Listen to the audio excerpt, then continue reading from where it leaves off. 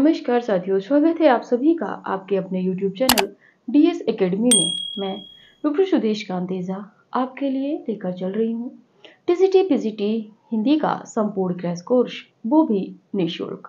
अगर आप चैनल पर नए हैं तो चैनल को सब्सक्राइब कीजिए, और अगर आपने सब्सक्राइब कर लिया है, आप वीडियोस देख रहे हैं, आपको वीडियोस अच्छी लग रही हैं, तो जितना हो सके ज़्यादा से ज़्यादा शेयर कीजिए। अगर आप अभी न्यू ऐड हो रहे हैं, और कोशिश कीजिएगा कि DS एकेडमी का व्हाट्सएप ग्रुप है, आप उसमें भी ज्वाइन कर लीजिएगा।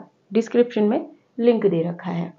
अगर आप लिंक से नहीं ज्वाइन हो पाते हैं तो वो उसी में नंबर दे रखा है, आप उसी नंबर पे व्हाट्सएप मैसेज करके भी ज्वाइन हो सकते हैं। ठीक है।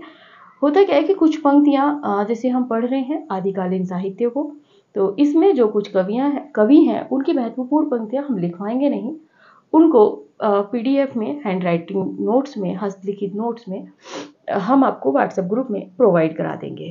ठीक है। तो हम चल रहे थे आदिकाल में। आदिकाल में अब हम अंतिम पड़ाव पे हैं। हो सकता है ये आज आदिकाल की अंतिम क्लास होगी, जो अब वाली क्लास है ये अंतिम क्लास होगी। इससे पहले हम देख रहे थे अपभ्रंश साहित्य के अंतर्गत हमने देखे थे स्वयंभू, जोइंदू, पुष्पदंत, राम सिंह आदि आदि कवियों को हम देखे थे।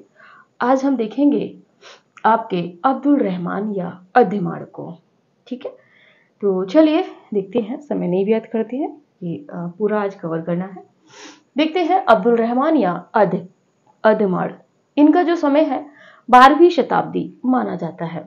12वीं शताब्दी या कहें 12वीं या 13वीं शताब्दी का मध्य, यानी कि 12वीं शताब्दी का पूर्वार्ध और 13वीं शताब्दी का उत्तरार्ध जो है, इनका समय माना गया है। बात कर ले अगरचंद नाहटा की।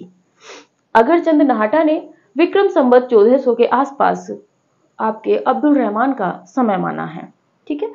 तो हमें बहुत ज्यादा विवादों में नहीं फंसना है, जो मूल है वो 12वीं शताब्दी है। आपको 12वीं शताब्दी या 12वीं 13वीं शताब्दी का जो मध्य है, अगर वो विकल्प आता है तो वो भी ठीक होगा।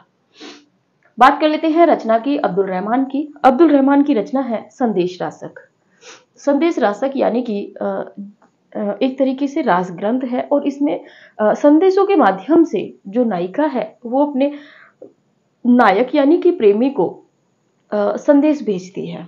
इसकी एक विशेषता ये भी है कि इसमें 6 ऋतुओं का ही वर्णन किया गया है। अभी तक हम देख रहे थे 12 मासा, यानी कि 12 मास का वर्णन किया गया है, लेकिन इसमें क्या कहते हैं, 6 ऋतु इसमें परंपरा का इसमें जो है निर्वाह हुआ है। चलिए देखते हैं आगे। यह प्रथम धर्मेतर रास ग्रंथ है। ये पहला जो है आपका धर्मेतर रास ग्रंथ इसको माना जाता है, संदेश रासक को। जैनेतर साहित्य में लौकिक प्रेम काव्य की शुरुआत जो है संदेश रासक से मानी जाती है। ये यहाँ पे महत्वपूर्ण हो जाता है आपका कि किस साहित्य में लौकिक प्रेम काव्य की शुरुआत मानी जाती है, किस लौकिक उसमें रचना में। तो जैनेतर साहित्य में लौकिक प्रेम काव्य की जो शुरुआत है वो संदेश रासक से मानी जाती है। बात कर लेते हैं आगे। यह रचना 3 प्रक्रमों, यानी कि कहीं पे खंड आता है, कहीं पे हम संधिया पढ़े हैं, ठीक है, कहीं पे कांड पढ़े हैं, ठीक है, और इस तरीके से समय पढ़े हैं, कहीं पे कल्लोल पढ़े हैं, कहीं पे पल्लव पढ़े हैं। तो ये जो है 3 प्रक्रमों, यानी कि जो प्रक्रम है वो 3 अध्याय हैं। ठीक है। उनमें इसको विभक्त किया गया है। 3 में भी जैसे पहला होता है, पहले में आपकी लेखक का नाम, अपना परिचय हो जाता है, उस समय का जो शासन होता है उसके विषय में बताता है। दूसरे में जाके आत्मनिवेदन होता है। ठीक है। और जो तीसरा प्रक्रम है उसमें ये विरह संदेश यानी कि विरह वर्णन किया गया है, तथा 223 छंदों का एक विरह परक खंड काव्य है। संदेश रासक कैसा काव्य है? महाकाव्य या खंड काव्य, प्रबंध काव्य? तो ये खंड काव्य है। कैसा? विरह परक। ये एक विरह परक है। कितने छंद हैं? 223 छंद है। कितने प्रक्रम है? 3 प्रक्रम है। बात कर लेते हैं कि इसमें विक्रमपुर की एक वियोगिनी का अपने प्रिय के पास संदेश भेजने का वर्णन है। कहां की है नायिका? विक्रमपुर की। ठीक है। इसमें 6 ऋतु परंपरा का पालन हुआ है। इसमें जो आपकी 6 ऋतुएं होती हैं उसका पालन इसमें किया गया है। अभी तक हम देख रहे थे 12 मासा का वर्णन हम लोगों को मिला है। लेकिन यहाँ पे 6 ऋतुओं का वर्णन किया गया है। अधिमाड़ के संदेश रासक में यह लौकिक विरह निवेदन है, यानी कि इसमें जो विरह है संदेश रासक में, डॉक्टर बच्चन सिंह का कहना है कि अधिमाड़ की जो रचना है, अब्दुल रहमान की जो रचना है संदेश रासक, इसमें यह लौकिक यानी कि पारलौकिक नहीं, यह लौकिक, यही का जो लोक है उसी का विरह वर्णन है। जैसे अभी तक हम देख रहे थे कहीं पे आत्मा परमात्मा वाली वो भी जो तत्व थे वो मिल जाते थे, लेकिन यहाँ पर ऐसा नहीं है। यह वियोग श्रृंगार रस प्रधान रचना है। जाहिर सी बात है, अगर वियोगनी का अपने प्रिय के को संदेश भेजने का जहां तक तत्व या तथ्य सामने आता है, तो यहाँ पे कैसा श्रृंगार है? श्रृंगार तो है क्योंकि नायक नायिका है तो श्रृंगार होना स्वाभाविक है, लेकिन श्रृंगार किस प्रकार का है? तो यहाँ पर वियोग श्रृंगार है, संयोग श्रृंगार नहीं है। संयोग का मतलब होता है नायक नायिका का मिलन, लेकिन यहाँ पे क्या है? बिछड़े हुए हैं नायिका, नायक को संदेश भेजती है, इसीलिए संदेश रासक माना गया है। हजारी प्रसाद द्विवेदी ने हिंदी में श्रृंगारिक काव्य परंपरा का आरंभ इसी रचना से माना है। महत्वपूर्ण है, हजारी प्रसाद द्विवेदी ने किस रचना से हिंदी में श्रृंगारिक काव्य परंपरा का आरंभ माना है? तो ये है आपकी संदेश रासक। बता दें कि अब्दुल रहमान को और उनकी रचना संदेश रासक को हजारी प्रसाद द्विवेदी जी ने हिंदी की पहली रचना माना है, और पहले रचनाकार अब्दुल रहमान को माना है हजारी प्रसाद द्विवेदी जी ने। और वहीं पर यह तथ्य और भी महत्वपूर्ण हो जाता है कि हजारी प्रसाद द्विवेदी ने हिंदी में श्रृंगारिक काव्य परंपरा का जो आरंभ माना है वो भी आपकी जो है संदेश रासक से माना है। बात कर लेते हैं विश्वनाथ त्रिपाठी जी की। तो विश्वनाथ त्रिपाठी ने इसकी भाषा यानी कि संदेश रासक की भाषा को संक्रांतिकालीन भाषा कहा है। महत्वपूर्ण होता है किस आलोचक ने संदेश रासक की भाषा को संक्रांतिकालीन भाषा कहा है? तो विश्वनाथ त्रिपाठी जी ने कहा है। आगे बात कर लेते हैं, महत्वपूर्ण कथन है, यह पहला धर्मेतर रास है। जैन मुनियों के रास काव्य मूलतः धार्मिक होने के कारण असाहित्यिक है। ये जो कहने वाला ये जो कथन कहा है डॉक्टर बच्चन सिंह ने अपने दूसरे इतिहास में, तो ये महत्वपूर्ण था। आप स्क्रीनशॉट लीजिए, फिर आगे चलते हैं।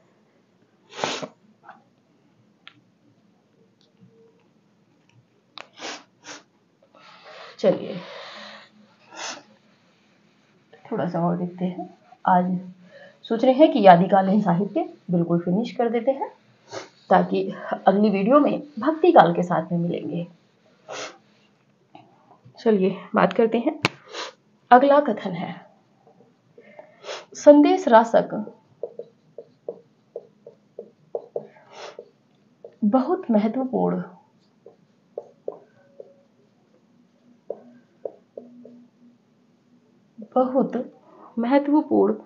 विरह काव्य है। महत्वपूर्ण विरह काव्य है जो एक और ढोला मारू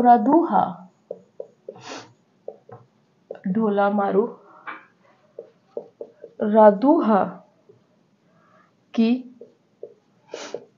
मारवड़ी की याद दिलाता है।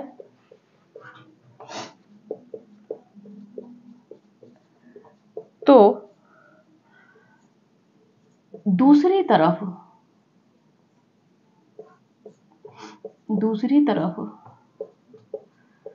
पद्मावत की नागमती के, और ये जो कथन है ये कथन है हजारी प्रसाद द्विवेदी जी। ठीक है,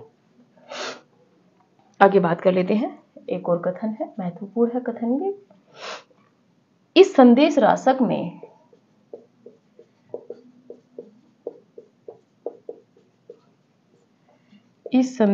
में ऐसी करुण वेदना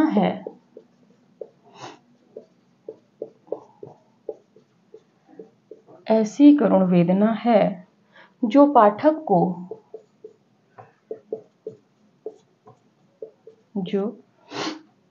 को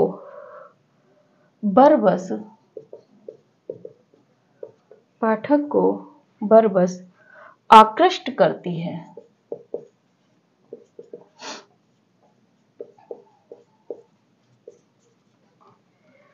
ये भी जो कथन है ये भी आपके हजारी प्रसाद द्विवेदी जी का है। चलिए पहले इनको देख लेते हैं, उसके बाद आगे देखेंगे। ये जो दोनों कथन है संदेश रासक से हैं, महत्वपूर्ण कथन है। तो पहला कथन है कि संदेश रासक बहुत महत्वपूर्ण विरह काव्य है। ठीक है, जो एक ओर ढोला मारूरा दोहा की जो नायिका है मारवाड़ी उसकी याद दिलाता है, तो दूसरी ओर पद्मावत की जो नायिका है नागमती उसकी याद दिलाता है। ऐसा कहने वाले हजारी प्रसाद द्विवेदी जी हैं। हजारी प्रसाद द्विवेदी जी ने एक तो कहा है कि संदेश रासक बहुत महत्वपूर्ण रास काव्य है या विरह काव्य है। साथ ही में इसमें जो ये एक और तो ढोला मारूरा दोहा की जो नायिका है, जो मुख्य नायिका है मारवाड़ी, जिसका 1.5 साल की उम्र में जब ढोला 3 साल का होता है तब विवाह हो जाता है, तो उसकी याद दिलाती है। तो दूसरी ओर आपने देखा है पद्मावत में नागमती का जो विरह वर्णन है उसकी भी याद दिलाती है, यानी कि यहाँ पे तुलना की है। ठीक है, आगे बात कर लेते हैं। इस संदेश रासक में अगला कथन है, इस संदेश रासक में ऐसी करुण वेदना है जो पाठक को बरबस आकृष्ट करती है, यानी कि पाठक को अपनी ओर आकृष्ट करती है। इसे अपभ्रंश का मेघदूत भी कहा गया है, क्योंकि इसकी तुलना जो मेघदूत रचना है कालिदास की उससे भी की गई है। वो भी एक तरीके से संदेश परक रचना है। ठीक है, तो आप स्क्रीनशॉट लीजिए, आगे बढ़ते हैं अगले रचनाकार पे।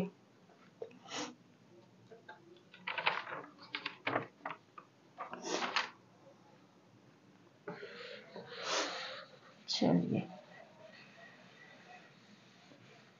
जहां से प्रश्न मिलेंगे वही तथ्य महत्वपूर्ण है, वही हम करा रहे हैं। चलिए आगे बात कर लेते हैं। जिनदत्त सूरी अगले रचनाकार हैं हमारे, जिनदत्त सूरी। पढ़ चुके हैं जैन काव्य में, थोड़ा सा इनको समय देख लेते हैं।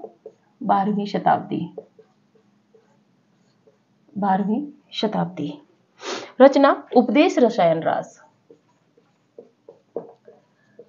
रचना उपदेश रसायन कहो या रसायन रास। यह रचना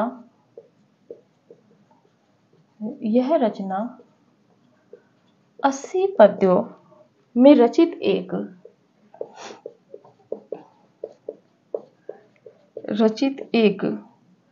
नृत्य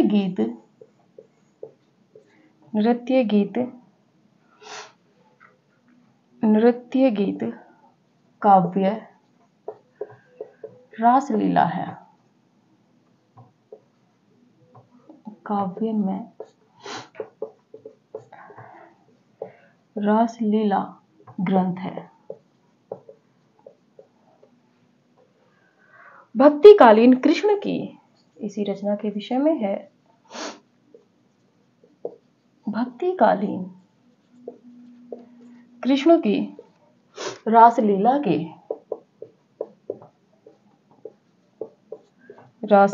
के नृत्य गीत काव्यों की कड़ी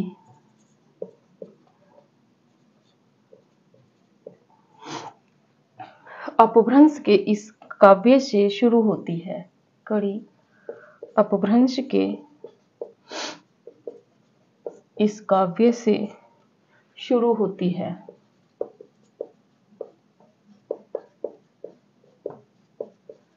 चलिए आगे देख लेते हैं। अगले कवि हैं चतुर्मुख। चतुर्मुख के विषय में जान लेते हैं। हरिशेन ने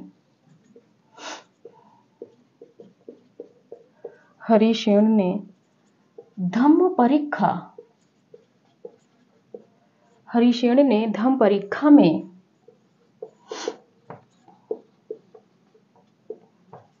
परीक्षा में अपभ्रंश के 3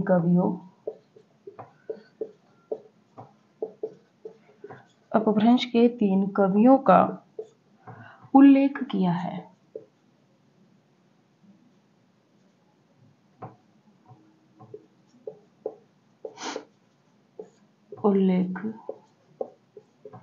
है। कौन कौन से हैं? चतुर्मुख,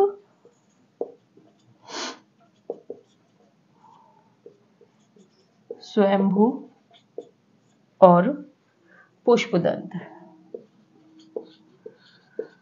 सीधे प्रश्न बनेगा धम्म परीक्षा में किन कवियों का उल्लेख है? तो चतुर्मुख, स्वयंभू और पुष्पदंत। स्वयंभू ने, अगला कथन है, स्वयंभू ने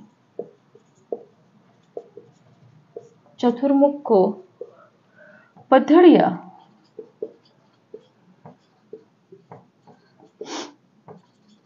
बंध का प्रवर्तक और सर्वश्रेष्ठ कवि कहा है।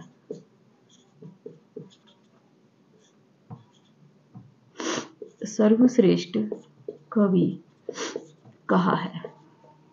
आगे बात कर लेते हैं सोम प्रभु सूरी। सोम प्रभु सूरी, इनकी रचना की अगर बात करें तो रचना है कुमारपाल प्रतिबोध।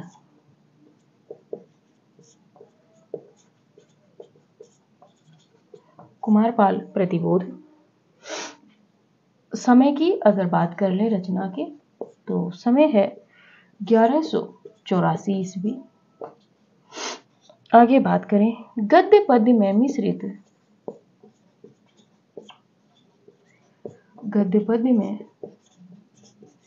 मिश्रित संस्कृत प्राकृत काव्य है। संस्कृत प्राकृत काव्य है। इसके बाद में बात कर लेंगे, इसमें बीच बीच में अपभ्रंश के दोहे भी आए हैं। अपभ्रंश के दोहे भी आए हैं। चलिए बात करते हैं जिनदत्त सूरी। जिनदत्त सूरी का जो समय है आपका 12वीं शताब्दी है। जिनदत्त सूरी की रचना है उपदेश रसायन रास। इसको हम जब जैन कवियों की हमने समरी बनाई थी, एक रचनाओं का जो मतलब एक संकलन किया था एक जगह, उसमें हमने इनको देखा था लेकिन बहुत विस्तृत नहीं देखा था। तो जिनदत्त सूरी का जो समय है 12वीं शताब्दी, इनकी रचना है उपदेश रसायन रास। उपदेश रसायन रास किसकी रचना है? जिनदत्त सूरी की। यह रचना 80 पद्यों में रचित एक नृत्य गीत काव्य में रास लीला ग्रंथ है। उपदेश रसायन रास में कितने पद हैं? 80 पद हैं। ये प्रश्न बना है असिस्टेंट प्रोफेसर राजस्थान में 2020 में, जो प्रश्न पेपर था 21 में, उसमें ये प्रश्न बना है। भक्तिकालीन कृष्ण की रासलीला के नृत्य गीत काव्यों की कड़ी अपभ्रंश के इस काव्य से शुरू होती है। ये बहुत महत्वपूर्ण है तथ्य कि भक्ति काल में जब हम चलेंगे वहां पे हम देखेंगे सूरदास के जो कृष्ण है उनकी जो रासलीला है और उस रासलीला में जो वो नृत्य करते हैं, इनके जो नृत्य गीत काव्य की जो कड़ी है, यानी कि जो जड़ है, वो कहाँ पे प्रस्फुटित होती है? तो वो प्रस्फुटित होती है अपभ्रंश के इस काव्य में, यानी कि उपदेश रसायन रास में। एक ये प्रश्न नवीन तथ्य की दृष्टि से बहुत महत्वपूर्ण है। आगे बात कर लेते हैं चतुर्मुख की। चतुर्मुख के विषय में है कि हरिशेन ने धम्म परीक्षा में अपभ्रंश के 3 कवियों का उल्लेख किया है। जो हरिशेन है उनकी रचना है धम्म परीक्षा। तो धम्म परीक्षा में हरिशेन ने अपभ्रंश के 3 कवियों का उल्लेख किया है। आपके चतुर्मुख है, स्वयंभू है और पुष्पदंत है। ठीक है, महत्वपूर्ण हो जाता है कि हरिशेन ने धम्म परीक्षा में किस अपभ्रंश कवि का उल्लेख नहीं किया है। यहाँ पे मुनीराम सिंह भी हो सकते हैं, अब्दुल रहमान भी हो सकते हैं, कोई भी हो सकता है, लेकिन जिनका किया है चतुर्मुख, स्वयंभू और पुष्पदंत है। स्वयंभू ने चतुर्मुख को क्या कहा है? स्वयंभू ने चतुर्मुख को पद्धड़िया बंध का प्रवर्तक और सर्वश्रेष्ठ कवि कहा है। तो स्वयंभू ने पद्धड़िया बंध का सर्वश्रेष्ठ या कवि या प्रवर्तक किसको माना है, तो चतुर्मुख को। बात कर लेते हैं सोमप्रभु सूरी की। सोमप्रभु सूरी की रचना है कुमारपाल प्रतिबोध। इसका जो समय है 1184 ईस्वी है। यह गद्य पद्य में मिश्रित संस्कृत प्राकृत काव्य है। इसमें जो संस्कृत का जो पाठ लिखा गया है वो गद्य है, और प्राकृत में जो पाठ लिखा गया है वो काव्य है, यानी कि पद है। इसमें बीच बीच में अपभ्रंश के दोहे भी आए हैं। संस्कृत और प्राकृत के साथ में जो सोमप्रभु सूरी हैं, कुमारपाल प्रतिबोध के रचनाकार, उन्होंने अपभ्रंश के दोहे भी इस रचना में रखे हैं। तो ये था, आप स्क्रीनशॉट लीजिए, फिर आगे बढ़ते हैं।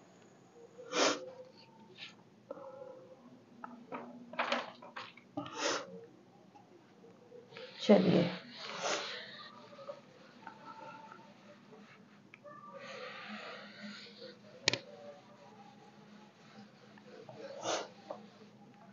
बात कर लेते हैं मेरुतुंग। अगले जो रचनाकार हैं मेरुतुंग। बात कर लेते हैं रचना है प्रबंध चिंतामणि।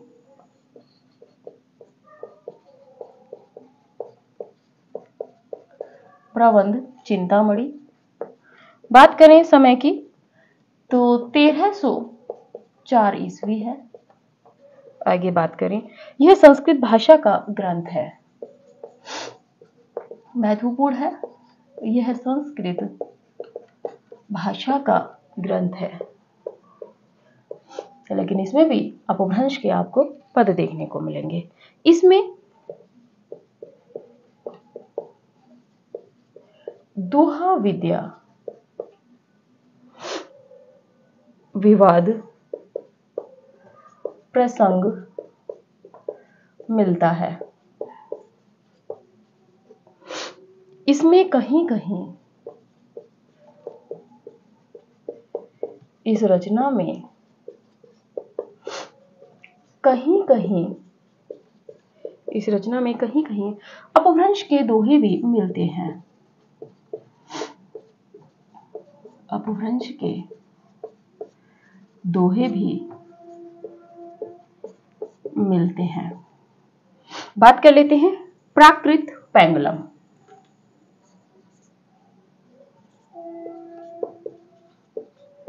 प्राकृत पेंगुलम, देखिए यहां से भी प्रश्न बनते हैं, इसीलिए उचित है इसको पढ़ाना। इसका संग्रह, प्राकृत पेंगुलम जो है रचना है, तो इसका संग्रह 14वीं शती में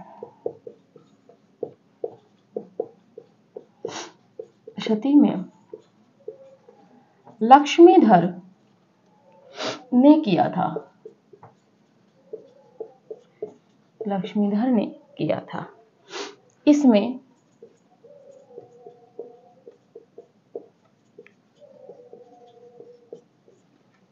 विद्याधर, सारंगधर, जज्जल व बब्बर आदि कवियों की रचनाएं संकलित हैं। आदि कवियों की रचनाएं संकलित हैं। इसमें प्राकृत और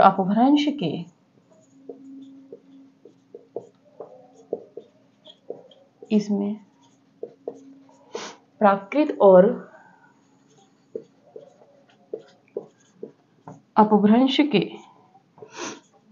छंदों की विवेचना की गई है।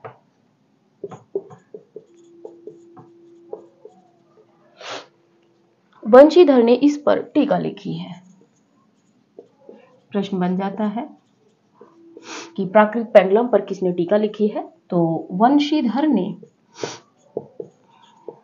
प्राकृत पेंगुलम पर टीका लिखी है। ठीक है, चलिए इतना देखते हैं पहले। मेरुतुंग, मेरुतुंग इनकी जो रचना है प्रबंध चिंतामणि।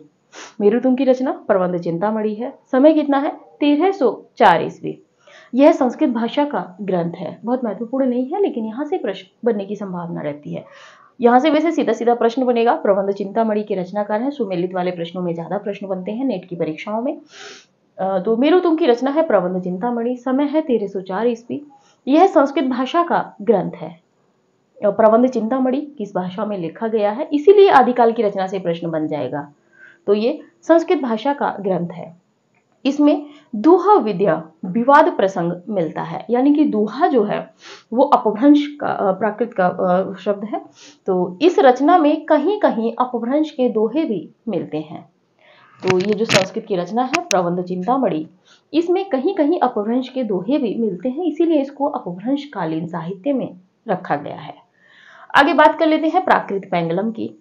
तो प्राकृत पेंगलम ये एक संकलन है, संग्रह है। तो इसका संग्रह 14वीं शती में लक्ष्मीधर ने किया था। प्राकृत पेंगलम का जो संकलन है, संग्रह है, वो कब किया था 14वीं शती में। किसने किया था? लक्ष्मीधर ने। इसमें देखते हैं किन किन कवियों की रचनाएं शामिल है। विद्याधर हैं, सारंगधर हैं, जज्जल हैं और बब्बर हैं। विद्याधर, सारंगधर, जज्जल और बब्बर, इन चारों के कवियों की रचनाएं किसमें संकलित है? प्राकृत पेंगलम में। प्रश्न कैसे बन जाएगा यहाँ पे? प्राकृत पेंगलम में निम्नलिखित में से किसकी रचनाएं संकलित नहीं है? सारंगधर, विद्याधर, जज्जल और हो सकता है यहाँ पे बाबर रख दे। ठीक है, थोड़ा ध्यान रखना होगा।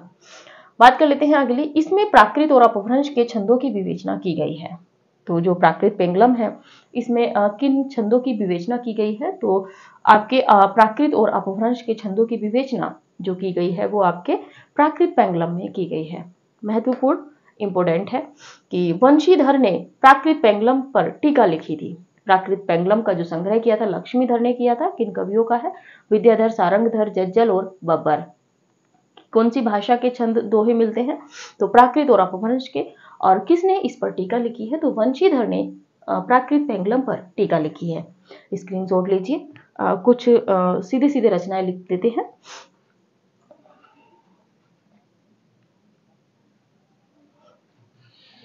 चलिए, आज इतिश्री हो जाएगा आदिकाल का। बात कर लेते हैं। अभी हमने बात की थी पाहुड़ दोहा, अब बात करेंगे दोहा पाहुड़। एक तरफ रचना लिख लीजिए और एक तरफ रचनाकार। ये अपभ्रंश कालीन जो साहित्य, ये जो रचनाकार हैं इनको लिख लीजिए। बात कर लेते हैं दोहा पाहुड़।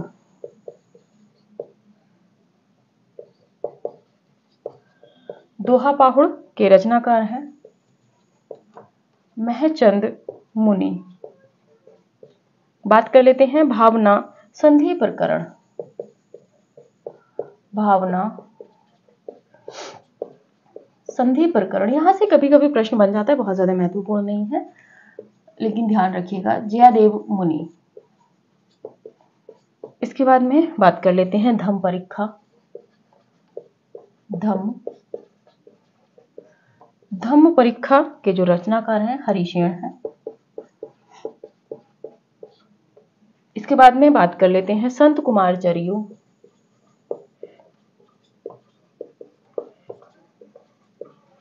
संत कुमार चरियू के जो रचनाकार हैं हरिभद्र सूरी। हरिभद्र सूरी। इसके बाद में है वैराग्य सार। वैराग्य सार के जो रचनाकार हैं सुप्रभाचार्य। सुप्रभाचार्य वैराग्य सार के। अचल दास खींचीरी वचने का। अचल दास खींचीरी वचनिका। इसके जो रचनाकार हैं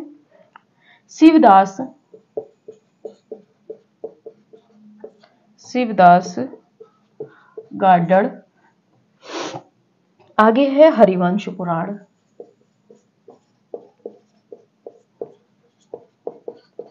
हरिवंश पुराण के जो रचनाकार हैं श्रुत कीर्ति हैं। इसके बाद में बात कर लेते हैं चूर्णिड़ी। देखिए चूर्णिड़ी जो है एक जैनों का भी है। ये इसके रचनाकार हैं चूर्णिड़ी के विनय चंद सूरी। तो ये थी अपभ्रंश की रचनाएं आदिकाल में। दोहा पाहुड़ महचंद मुनि, क्योंकि पाहुड़ दोहा कई बार पूछी जा चुकी है तो हो सकता है एक्सपर्ट एग्जामिनर जो है थोड़ा सा घुमा दे। तो दोहा पाहुड़ महचंद मुनि। आगे है भावना संधि प्रकरण, इसके रचनाकार हैं जयदेव मुनि। बात कर ले धम्परीक्षा हरिशरण की रचना है। संत कुमार चर्यु, ये हरिभद्र सूरी की रचना है। बात कर ले वैराग्यसार, वैराग्यसार के रचनाकार हैं सुप्रभाचार्य। अचल दास खींची रिवचनिका, अचल दास खींची रिवचनिका के रचनाकार हैं शिवदास गाडड़। बात कर ले हरिवंश पुराण, हरिवंश पुराण के जो रचनाकार हैं श्रुत कीर्ति हैं और चूर्णिड़ी के रचनाकार विनय चंद सूरी हैं। आप स्क्रीनशॉट लीजिए, थोड़ा सा और बचा है उसको कंप्लीट कर लेते हैं।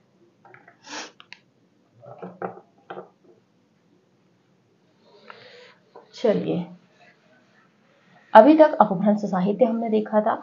अब एक समरी उन रचनाओं की बना लेते हैं जो अपभ्रंश के प्रभाव से मुक्त हिंदी रचनाएं हैं। उनमें किसी में थोड़ा बहुत भाव मिलता है लेकिन विकल्प उनसे बन जाता है। अपभ्रंश के प्रभाव से मुक्त हिंदी रचनाएं, यानी कि इनमें जो है अपभ्रंश कम मिलेगा, अपभ्रंश कम मिलता है, यानी कि नगण्य मात्र रहता है। और कुछ रचनाएं तो हैं जिनमें है ही नहीं। बात कर लें पहले नंबर पे खुमाण रासो, दूसरे नंबर पे बात करें ढोला मारूरा दूहा, तीसरे नंबर पे बात करें पृथ्वीराज रासो, चौथे नंबर पे बात करें परमाल रासो, परमाल रासो के बाद में बात करें जय मयंक जसचंद्रिका,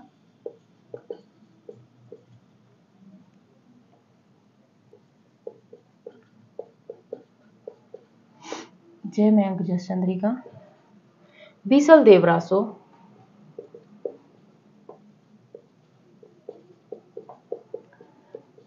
बीसल देव रासो, चंदन वाला रास,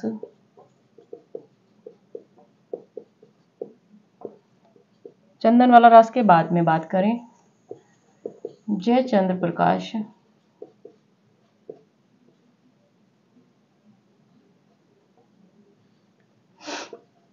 जयचंद प्रकाश के बाद में बात करें स्थूल भद्र रास,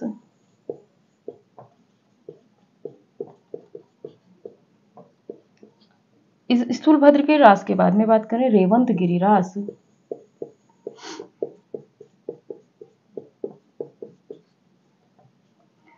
इसके बाद में बात करें नेमिनाथ रास,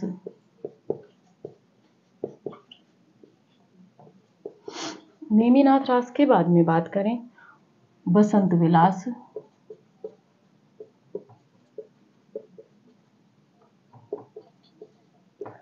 इसके बाद में बात करें खुशरो की पहेलियां,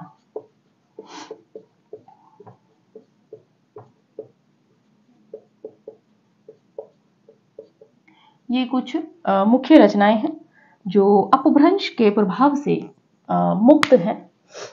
इनमें अपभ्रंश का अंश मिल सकता है किसी में, वो भी नगण्य रूप में। ठीक है, तो बात कर लेते हैं अपभ्रंश के प्रभाव से जो मुक्त रचनाएं हैं। अब रचनाकार आपके पास है, आप खुद से नोट कर सकते हैं। ठीक है, तो पहली है खुमाण रासो, फिर है ढोला मारूरा दूहा, पृथ्वीराज रासो, परमाल रासो, जय मयंक जसचंद्रिका, बीसल देव रासो, चंदन वाला रास, इसके बाद में जयचंद प्रकाश, स्थूल भद्र रास, रेवंत गिरी रास, नेमिनाथ रास, बसंत विलास और खुशरो की पहेलियां। तो ये जो रचनाएं हैं ये अपभ्रंश से मुक्त हिंदी की रचनाएं हैं। ठीक है, तो देखिए यहां तक आप पहले स्क्रीनशॉट ले लीजिए।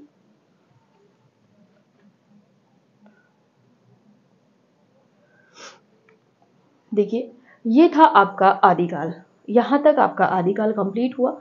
हमने इसमें क्या क्या देखा है एक बार देख लेते हैं। हमने इसमें देखा है पहले रासो साहित्य,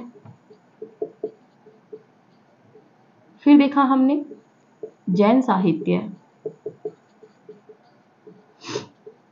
सिद्ध साहित्य,